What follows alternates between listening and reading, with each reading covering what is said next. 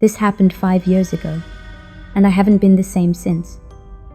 I got a voicemail, no name, no number, just one message, a squeaky sound, like a balloon being twisted.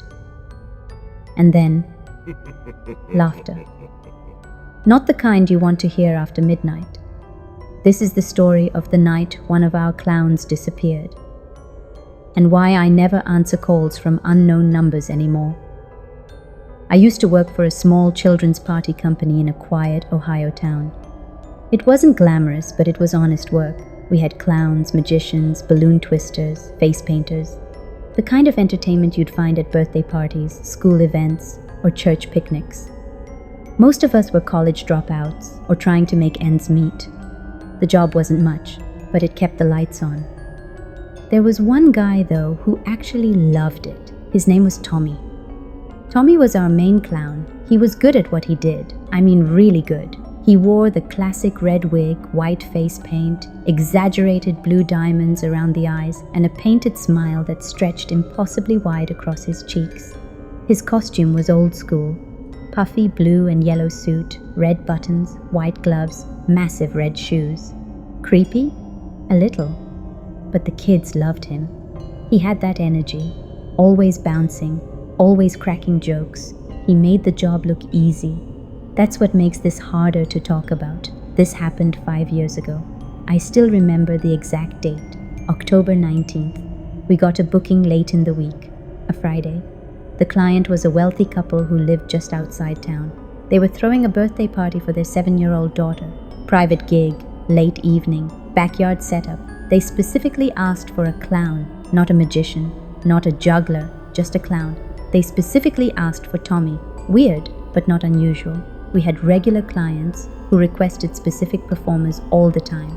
I asked how they heard about us, and the woman on the phone said, "We saw him perform once. He's perfect."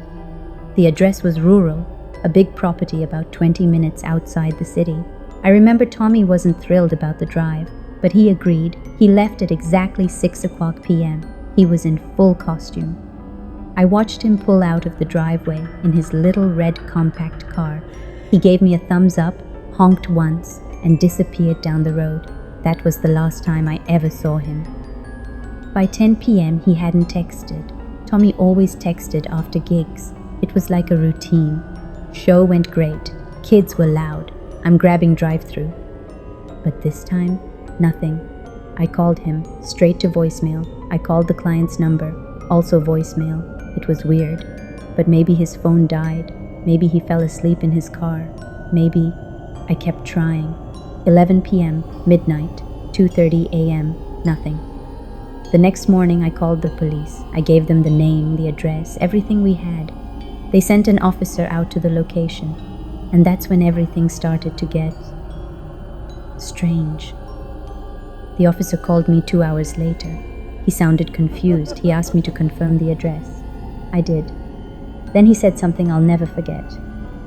"There's no house here, just an old fenced-off lot, burnt down, overgrown." I remember holding the phone in silence, like I couldn't process the words. He continued, "The place looks abandoned. There's a staircase, but nothing else. No roof, no structure, just ash and bricks." I asked, "Are you sure you're at the right place?" He said, "Positive. This is the address you gave us." And then he paused. "We found something, though." There were large shoe prints in the dirt, clown prints, the kind Tommy wore. They led up the crumbling stone steps, but there were no prints leading away. In the center of the blackened foundation, they found a red balloon dog, intact, perfect, balanced upright on the ashes. That was Tommy's thing. He always made balloon dogs. He'd give them to kids, twist them in seconds, but this one, it wasn't melted, wasn't scorched. It looked like it had just been made. I asked the officer what else they found. Nothing. No car, no phone, no sign of a party. Just that.